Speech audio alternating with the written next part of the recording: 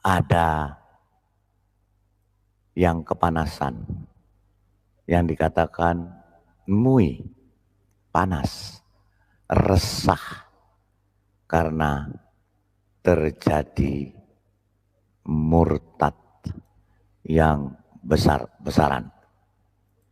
Kita akan buktikan nanti benar atau tidak. Tapi ini katanya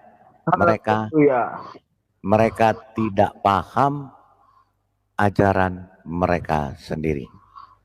Yang mengatakan ustadznya sendiri. Sebentar ya, saya putarkan karena videonya ini banyak ya, jadi saya masih cari dulu.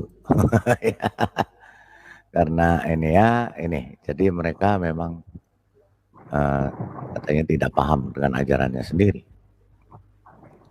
Mana ya? Bukan di bawah videonya Pak. Kenapa? Kenapa Pak? Di bawah selimut kayu Pak. Bukan kali ya. Karena katanya para pengiman ilahi zaman pada kepanasan pada LC. Ya biar aja, nggak apa-apa.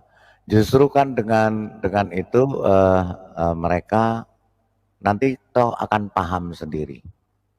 Mereka akan mereka terbuka sendiri ya, bahwa Tuhan itu adalah Tuhan Yesus itu adalah Tuhan yang benar ya. Oke. Kita dengarkan dulu topik dulu ya, baru nanti kita lihat mereka ini sebenarnya paham atau tidak dengan ajarannya sendiri. Sebentar, kita masuk. Ulama Indonesia Sumatera Utara ada dua pihak yang menjadi penyebab mereka murtad. Pertama, pihak eksternal. Pihak eksternal ini mereka sebut kelompok yang memang secara masif menyebarkan agar orang Islam menjadi murtad. Menurut MUI, jalur yang ditempuh adalah melalui pernikahan. Sebab internalnya adalah lemahnya keimanan. Saya melihat bahwa justru faktor internal yang harus kita perkuat jika tidak mau banyak orang Islam yang keluar dari agama mereka. Jika seseorang merasa yakin dan teguh bahwa Islam adalah agama mereka, maka godaan apapun yang berasal dari luar tidak akan mengganggu keberadaannya sebagai seorang Muslim. Yang mau menanggapi sebelum kita lanjut. Shalom Bu Fatimah Saktia. Oh, ada Bu Fatimah. Shalom. Selamat malam. Selamat malam semuanya. Iya, suaranya malam, jelas ya? Jelas. Oke, sip. Pak Abu Subi Al Jamil, silakan. Halo Bang Abu. Ibu Fatimah. Ya. Salam Pak. Iya, shalom Bu kita dengarkan Bu Fatimah, karena Bu Fatimah ini yang berpindah juga dari kegelapan kepada terang Tuhan. Silakan Bu Fatimah. Oke, siap. Ini kan saya baru nonton ya videonya ya. Saya judulnya juga nggak terlalu tahu ini ya tadi apa sih judulnya, tapi yang jelas dari videonya tadi saya dengarkan banyaknya murtad ya. Nah, kalau saya sih ya, tadi kan dia minta solusi kan. Iya. Saya mungkin akan saya bagikan solusi sedikit ya, mungkin nggak terlalu banyak. Solusi agar tidak terjadi banjirnya kemurtatan. Nah, sekarang ini lagi garang-garangnya nih ya umat Muslim ya. Makanya ketika ada orang Kristen, ketika dia berbicara menyampaikan Injil, sharing kepada mereka, kemudian dia yang kita ajak sharing, kemudian lapor ke keluarganya. Nah, dari situ nanti akan datang nih gerombolan, oh kamu mengkristenisasikan saudara saya ya, ini ya, dan lain sebagainya. Nah, gini, saya mau sampaikan kepada saudara Muslim, justru ketika Anda melakukan diskriminasi seperti ini akan membuat orang akan memandang Islam itu sebagai agama yang menakutkan. Gitu. Oke, saya akan mungkin tanggapin dulu ya. Satu, yang pertama adalah pemerintah harus tegas. Kenapa saya katakan pemerintah di sini harus tegas? Saya melibatkan pemerintah ya. Yang kita bisa melihat keadaan sekarang ini. Banyak orang-orang Kristen murtadin yang dipenjarakan ya. Dikarenakan katanya menista agama mereka. Nah, kemudian dari pihak mereka walaupun menista tidak diapa-apakan ya. Karena ini ya, justru akan membawa pemikiran masyarakat menganggap bahwa Islam ini memang jangan-jangan agama saya memang mengerikan. Ya, karena kalau pemerintah ini justru takut oleh karena tekanan masyarakat, ya masyarakat luas, maksudnya mayoritas mereka gitu ya, atau mungkin sebagian golongan mereka gitu ya, ini akan membawa pemikiran masyarakat luas terhadap Islam itu sendiri. Wah, agama saya jangan-jangan ada yang salah, memang salah nih, jangan-jangan. Kok kayaknya nggak adil banget gitu ya. Ini ada sebagian orang seperti itu. Nah, disitulah banyak orang yang justru mereka tidak pusing lagi dengan apa namanya nih kayak ceramah-ceramah begitu. Pengajian-pengajian mungkin udah akan bosan mereka. Karena kok lebih cenderung apa namanya ini ya lebih lebih mendiskriminasi agama lain begitu ya. Contohnya ada orang yang protes suara toa saja langsung dipenjara begitu kan. Ini sebenarnya hal yang sangat tidak manusiawi sekali. Sedangkan orang Kristen cuman beribadah di dalam gereja saja itu dibubarkan alasan tidak ada izin lah, tidak ada IB-nya lah dan lain sebagainya. Bahkan mereka ketika Kristen beribadah di rumah pun juga nggak boleh begitu ya. Nah ini sebenarnya akan membawa orang itu berpikir, wah jangan-jangan benar ya. Kalau dalam Quran itu mengatakan perangilah orang-orang kafir kayak begitu gitu. Waduh jangan-jangan ajarannya seperti ini memang benar ya, gitu ya. Nah pemerintah makanya harus tegas. Dan kedua dari pihak mungkin dari Islam tuh mungkin MUI atau mungkin dari Departemen Agama sendiri harus mengarahkan para kiainya mungkin atau para ustadznya atau para pengajar-pengajar mereka ya memfokuskan ketika mereka mengajarkan Islam itu harus memakai data supaya umat itu tidak merasa terbodohi karena di zaman internet ini Pak ya sekarang semua informasi bisa didapat ya. Jadi ketika para ustadz mereka berbicara cuman hanya kadang-kadang bikin lucu-lucu, kadang-kadang cerita sesuatu yang nggak sesuai dengan data, mereka akan mencari tahu benar nggak sih, begitu ya. Karena itu akan menyebabkan orang akan berpikir, kemudian akan mencari tahu, membuat perbandingan dari kedua sisi agama ini, dan mereka pasti akan lebih cenderung ke Kristen. Nah itu.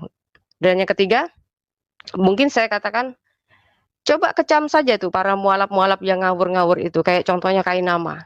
Itu kalau terus dia di apa namanya nih dipercaya untuk membuat suatu video yang isinya itu hanya memfokuskan ke Alkitab, sedangkan dia mencari Alkitab itu hanya ingin membenarkan nabinya dalam Quran. Gitu ya.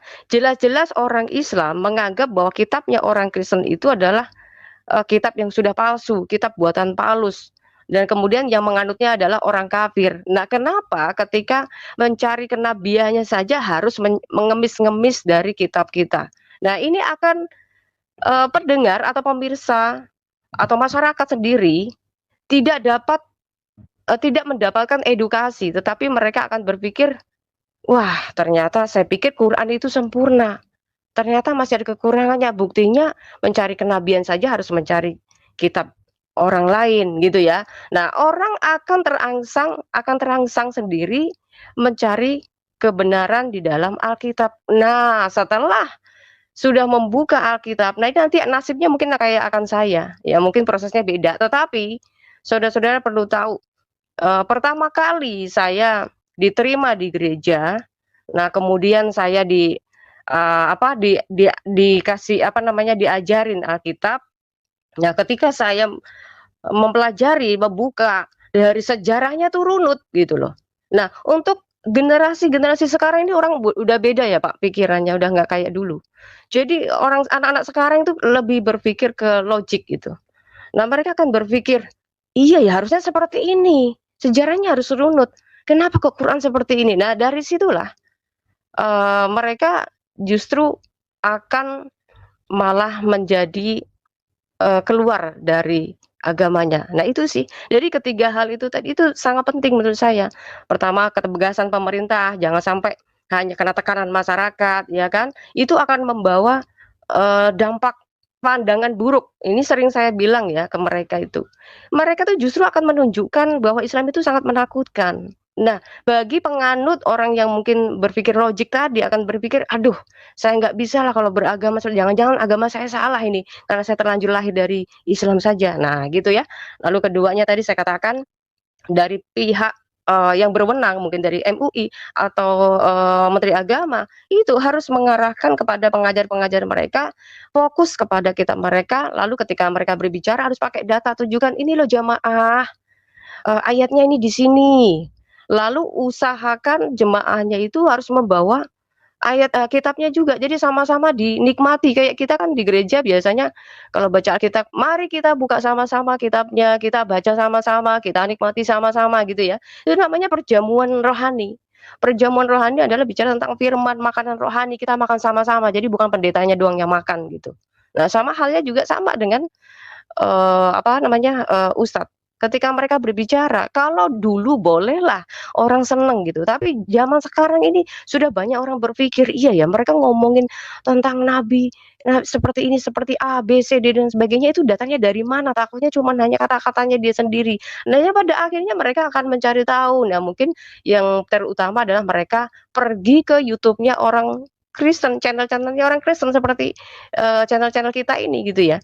Lalu mereka akan menyelidiki dan selebihnya yaitu terserah mereka gitu ya. Itu akan membawa mereka bisa murtad. Nah, ketiganya tadi saya bilang kecam tuh mukalab-mukalab yang dobos doang itu ya. Cuman hanya bisa memanipulasi jamaah saja demi uang ya kan. Nah, itu saya katakan kenapa demi uang. Karena kalau mereka bicara Islam nggak laku ceramahnya. Karena dengan menjelek-jelekkan Alkitab mereka akan lebih disenangi gitu ya.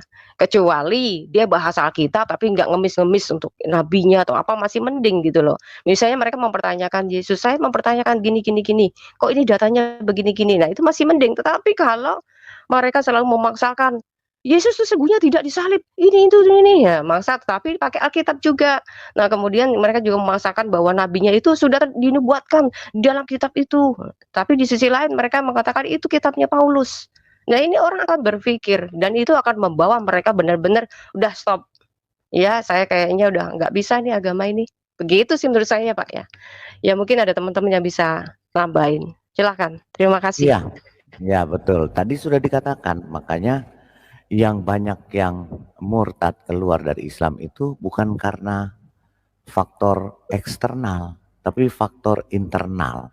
Karena banyak orang yang membajak agama ini jadi bukan agama yang rahmatan lil alamin, tetapi jadi agama yang enggak karuan, penuh kekerasan. Jadi orang sendiri itu di dalamnya itu juga bertanya-tanya. Itu loh Bu.